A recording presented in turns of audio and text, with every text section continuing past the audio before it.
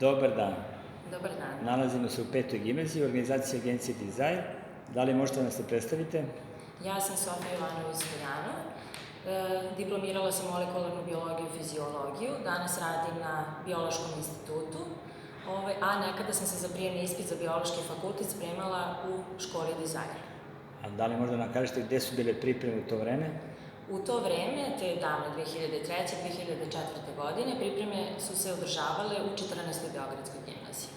Da li možda nam kažete kakve su bile pripreme? Pripreme su bile jako lepo organizovane, informativne.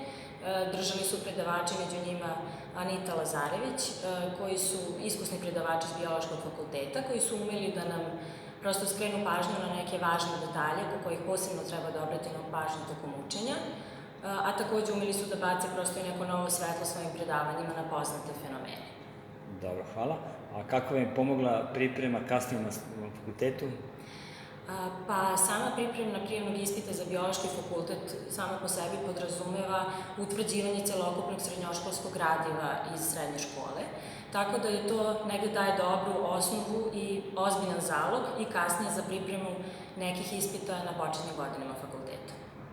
Dobro, da li možda preporučite naše pripreme mlađim generacijama? Naravno, preporučila bih, zašto da ne, utvrdit ćete svoje znanje i steći ćete dodatnu sigurnost. Da li ste zadovoljna svojim uspehom rada na institutu biološkom? Jesam, naravno. Posle fakulteta sam upisala doktorske studije koje sam i završila na Biološkom institutu i tamo i dalje radim. Dobro. Hvala vam puno na intervju. Nema na čemu, hvala vam.